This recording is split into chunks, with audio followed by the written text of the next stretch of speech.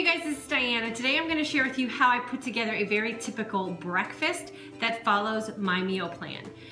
It is the end of the week here at our house, so we've run out of some of the pretty basic go-to foods that we usually have meal prepped.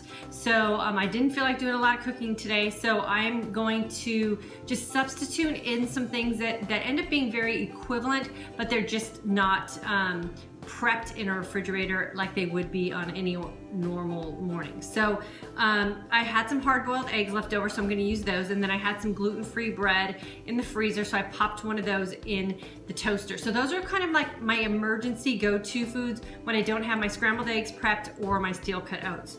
So I have my two hard-boiled eggs, and I'm going to go ahead and eat the whole entire egg because 2 eggs equal 1 red, as opposed to 8 egg whites. So I didn't want to use up 8 eggs, so I'm just going to use 2 whole eggs.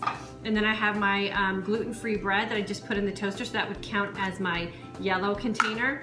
And then I chopped up some Roma tomatoes, so that's a green, because again, it's hard to get all those greens in the day, so I like to knock one out with my breakfast.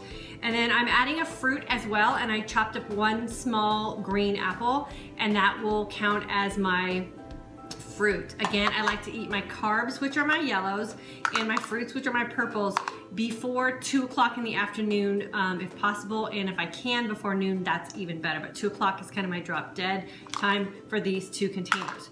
So I'm also going to add in some healthy fats to this breakfast. So I have cashew butter here, and I get it from Trader Joe's, and I'm going to go ahead and add that to my piece of gluten-free bread.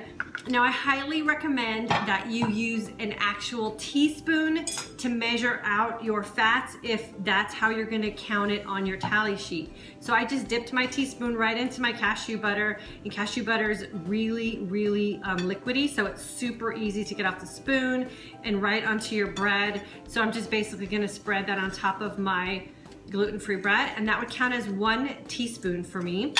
And then I'm also gonna have a cup of coffee. So I've got my coffee already brewed right here. And again, I'm gonna put a healthy fat in there, and I'm gonna measure it out as an actual teaspoon measurement. So I got my teaspoon right here, and I'm gonna just sort of scrape it together off my thing, and I just use the edge of the jar to kind of like, you know, make sure that it's an honest teaspoon of healthy fat in my coconut oil. And I'm just gonna put that spoon right in the coffee cup and let that start to melt.